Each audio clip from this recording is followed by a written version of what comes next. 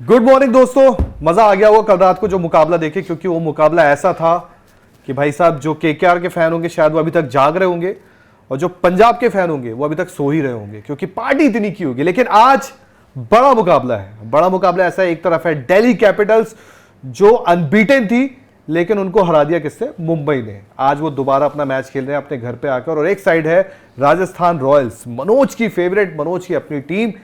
लेकिन वो राजस्थान रॉयल्स जो पिछले 2 मैच वन साइडेड हारता है, एक आरसीबी से वन साइडेड हारा, उसके पहले जीटी ने 200 रन बनाए और उसमें भी वो वन साइडेड कहीं ना कहीं हार गए। तो सबसे पहला सवाल मनोज से ही है कि मनोज, क्या हुआ इस राजस्थान को? पहले आप गुवाहाटी जाते हो, फिर अभी आपने जयपुर भी आए, बट ये वो राजस्थान नहीं है, बट यही शायद इनकंसिस्टेंट है।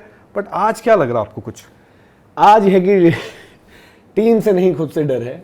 जो टीम है वो तो मतलब है ही, मतलब ऐसा लग रहा है कि टीम से नकली मैं हो चुका हूँ अभी। थोड़ा सा मुझे उस चीज़ का डर है। टीम का तो डर है ही है, बट टीम से ज़्यादा डर है मुझे खुद के सपोर्ट का। मेरी टेंशन ये हो चुकी है, क्योंकि जैसे हम मैचेस में बैठते हैं, कुछ मैचेस में हम स्टूडियो का बैलेंस बनाने के लिए इधर उधर बैठते हैं, बट कुछ मैच में हम वाकई क्रिकेट के लिहाज से एक तरफ बैठते हैं, फिर इनिंग्स का स्कोर भी देखते हैं। तो जिस मैच का आपने जिक्र किया, जो आपने बोला कि वो जाग रहे होंगे, तो सुबह का अभी कितना 4:08 हो रहा है, मैं तो जाग ही रहा हूँ अभी तक। और मुझे अभी तक समझ नहीं आ रहा, मुझे लग रहा है कि यार मतलब यहाँ तो बिल्कुल पॉसिबिलिटी है कि राजस्थान हार सकती है दिल्ली से। मतलब on paper Delhi strong favourites, यहाँ तो जो हो वो तो झेलना ही पड़ेगा, लेना ही पड़ेगा। बट जो वो हुआ उससे अपने ऊपर शक हो रहा है अब कि क्या मैं ही तो वो वजह नहीं हूँ। खैर राजस्थान के केस में अपने आप को वजह नहीं मान सकते, क्योंकि क्रिकेट जो खेल रहे हैं खराब। एक वजह है जो आपने बोला, बैलेंस। आपने बोला ना कि जब हम स्टूडियो में बैठते हैं तो कई बार हम बैलेंस बनाने के बैठते हैं, बट आपकी टीम का भी बैलेंस थोड़ा सा बिगड़ा हुआ है। उसमें देखो, मैं आज कोई पहला दिन नहीं है, मेरे ख्याल से कम 4-5 साल से तो जो लोग हमें देखते हैं बड़ी करीब से, आई थिंक मैं कहूंगा कि 5-6 साल हो चुके हैं जब लोग देख रहे हैं। और राजस्थान रॉयल्स की जब बात होती है तो मैं जो पॉइंट्स रखता हूँ वो अभी तक एड्रेस नहीं हुए हैं। तो फ्रेंचाइजी कुछ नहीं करना चाह रही, और ये मैं दावे के साथ, जैसे सुन लो लिख कर पर्ची देते हैं, मैंने ना कोई क्रिकेट खेली है, ना कोई कोचिंग का कोर्स किया है, ना कहीं पर मैं किसी सेटअप में रहा हूं। बट अगर मैनेजमेंट ने मेरे को एक जगह मिली तो मैं राजस्थान रॉयल्स के लिए बेहतर स्क्वाड्स, बेहतर 11, बेहतर प्लानिंग, बेहतर स्ट्रेटजीज बना सकता हूं, सिर्फ उस बेसिस पर जो मैंने क्रिकेट आज तक देखी है। तो ये मेरा सजेशन है। और ये टीम प्लेऑफ से टाइटल जीतने के लिए स्ट्रगल करेगी, बट अभी भी अगर कुछ करे तो भाई कोलकाता जैसा हाल जो उनके फैंस का हुआ है, अपने फैंस का वो होने से बचा सकती है। क्योंकि आरसीबी वाली गेम में भी मतलब हथियार डाल दिए थे, बेइज्जती आपने करवाई अपने फैंस की। आपको तो नहीं लगती, आपने अपने फैंस की बेइज्जती करवाई है। अगेंस्ट गुजरात वाले मैच में भी थोड़ी बहुत तो लड़ाई जो लड़ी आपने हल्की फुल्की, बट उसमें भी आपने बेइज्जती ज्यादा करवाई है फैंस की। तो जय बैठे मेरे साथ। जय, ये तो ऐसे हो गए हैं कि ये तैयार है कि भाई मुझे बुला लो, मैं 11 बना लूं, लेकिन आप जो 11 बना रहे हो वो एकदम परफेक्ट 11 बन रही है, अपार्ट फ्रॉम जैक फ्रेजर मैकगर। क्योंकि जैक फ्रेजर मैकगर का जो फॉर्म है वो दुख दे रहा है। फैफ का अभी तक हमें नहीं पता कि फैफ का क्या है। कुलदीप यादव, जिनकी हम बहुत कम बातें करते हैं, वो इस टीम की जान हो चुके हैं। बाकी आपकी टीम बहुत सही थी, लेकिन पिछला मैच जो आपने मुंबई से खेला, शायद 36 गेंद में 50 रन चाहिए थे। अक्षर का विकेट आता है, केएल राहुल का विकेट आता है, फिर आपके आशुतोष, विप्रज, और फिर रन आउट, मतलब वो मैच शायद किसी को समझ में नहीं आया। और अक्षर पटेल ने भी मैच जीतने के बाद जब उनसे पूछा गया कि बॉस आपके साथ क्या हुआ, मैच हारने के बाद तो उनसे पूछा गया कि आपके साथ क्या हुआ, तो उनको भी समझ में नहीं आ रहा था कि बॉस मैं क्या बोलूं क्या ना बोलूं। देखिए, उस मुकाबले में जो चीज़ हुई वो पूरी दुनिया ने देखी, और उस तरह के मुकाबले ना दिल्ली हर बार नहीं हारेगी। वो वन ऑफ मैचेस कह सकते हैं कि एक हो गई चीज़। लेकिन और जब अगर हम टीम के कॉम्पोजिशन पे बात करते हैं तो इस टीम में खाली एक नेगेटिव दिखता है, जो आपने बताया कि जैक फ्रेजर मैकगर। अब मैं कह रहा हूँ कि फैफ अगर फिट हैं तो फैफ वॉक इन करेंगे 11 में, मैकगर जो होंगे बाहर हो जाएंगे। अगर नहीं फिट हो पाते हैं तो आप एक आखिरी बार, मुझे लगता है कि जैक फ्रेजर मैकगर को देखोगे 11 में। आप अब चलो जीत तो आपको चाहिए, आप अगर कुछ मैं बैलेंस में आपसे पूछूं, जैसे आपकी टीम में कई प्लेयर्स हैं, आप थोड़ा बॉलिंग को लेके भी कंसर्न रहते हो कि जोफ्रा आर्चर अकेले मेहनत कर रहे हैं, सैंडी उनके साथ थोड़ी मेहनत कर देते हैं, स्पिन डिपार्टमेंट में आपके पास थिक्षणा, हसरंगा, मतलब समझ में नहीं आता। कुमार कार्तिकेय ने पिछले मैच में बड़ा विकेट लिया, लेकिन वो विकेट तब लिया जब मैच ओवर हो चुका था फिल सॉल्ट का। तो आप कुछ चेंजेस अगर आप सोचते हो कि यार दिल्ली का विकेट देखते हो, दिल्ली का विकेट, क्योंकि पिछले मैच में मुंबई ने 200 बना लिया था, 205 आई थिंक बनाया था, पर 205 इनफ नहीं है इस विकेट पे। क्योंकि जिस हिसाब से आपने देखा होगा पिछले मैच में करुण नायर ने बैटिंग की थी, जिन पर अभी मैं जैसे भी सवाल करूंगा, करुण नायर, तो आपको क्या लगता है कि इस विकेट के हिसाब से क्या कुछ होना चाहिए आपके पास? मतलब क्योंकि ये स्क्वाड उतना बेहतर नहीं पिक कर पाते, तो बहुत ज़्यादा ऑप्शंस हैं नहीं बाहर। हमारे पास लंकन प्रोडक्ट्स हैं कुछ, और बाकी जो, जैसे मैं आकाश मधवाल की बात करता हूँ, तो मैं आकाश मधवाल को डेफिनेटली इन चाहता हूँ, और वहाँ पर स्लॉट कुमार कार्तिकेय वाला बन रहा है, जो एज एन इम्पैक्ट पर कुमार कार्तिकेय आ रहे हैं, क्योंकि वो इम्पैक्ट नहीं क्रिएट कर पाए। आई थिंक बहुत उनको मौके मिले, 2 ओवर्स के बियॉन्ड आप उनके साथ जा नहीं पा रहे हो, और ना उनकी बॉलिंग में वो धार नजर आ रही है आईपीएल लेवल की, अभी तक नहीं दिखी है वो चीज़ उनमें। आकाश मधवाल ठीक है, हाल फिलहाल में आप बोलोगे कि उन्होंने क्या किया है, कैसा किया है, बट आई थिंक यहाँ पर अगर आपको यॉर्कर स्नेल करने वाली बात आ जाए, डेथ में बॉल करनी पड़ जाए, और वो बॉल लेंथ पर भी अच्छा डालते हैं, तो उनको मैं थोड़ा सा बैक करता हूँ, जो ऑप्शंस हैं हमारे पास उनमें से।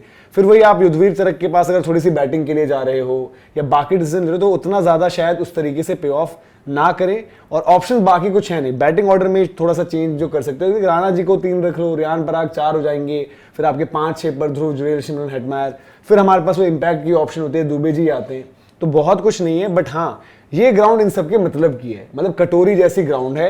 पिछले मैच में जो है थोड़ा सा ग्रिप था विकेट पे, जहां पर स्पिनर्स को मदद मिली, चाहे वो करण शर्मा रहे हो, चाहे वो सैंटनर रहे हो, चाहे वो उधर से हमने कुलदीप यादव, विप्रज निगम देखा, तो रिस्ट स्पिनर्स ने अच्छा किया था। तो हसरंगा अगर कर दें, बट इनको स्टार्ट में जोफ्रा को ही जो है विकेटें देनी पड़ेंगी, बाकियों का काम बिना, मतलब कि अगर विकेटें नहीं दे रखी किसी ने, तो स्पिनर से कर नहीं पाते कुछ।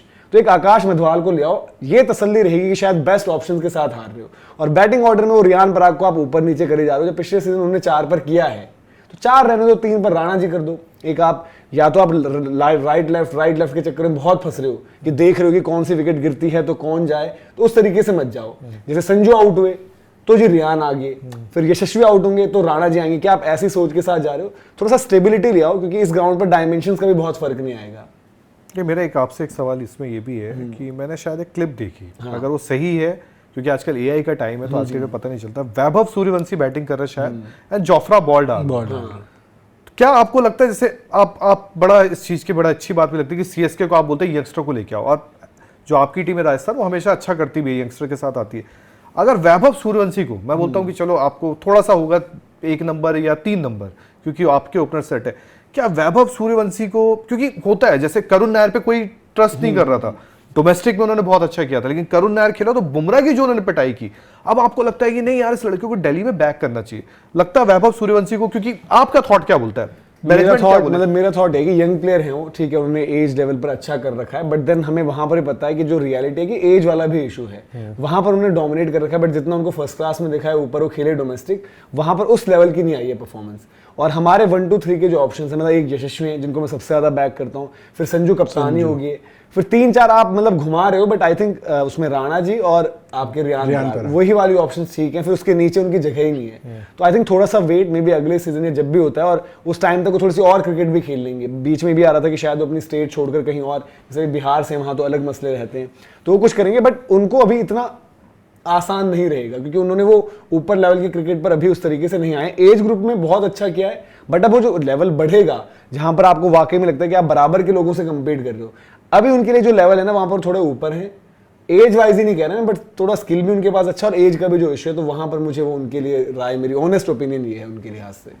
जय, मैं आपके दिल्ली से एक सवाल पूछना चाहूंगा। मैं चलो स्टार्ट की जो थोड़ा बोलिंग है, डेथ ओवर्स है, थोड़ा एक वीकनेस है उनके साथ, बट आप कैसे देखते हो कि मतलब अगर आपको लगता है ऐसे करुण नायर ने जो आके बैटिंग की है, मतलब करुण नायर की बैटिंग टू बी ऑनेस्ट, जो उन्होंने जिस हिसाब से बुमराह को खेला, और दिल्ली भी शायद अपना लास्ट मैच जीतना चाहिए था, लेकिन जो एपिक कोलैप्स उनके साथ हुआ, मतलब उससे बड़ा कोलैप्स तो खैर केकेआर के साथ हुआ, लेकिन उससे छोटा कोलैप्स था उनके साथ, एपिक आप कह सकते हो।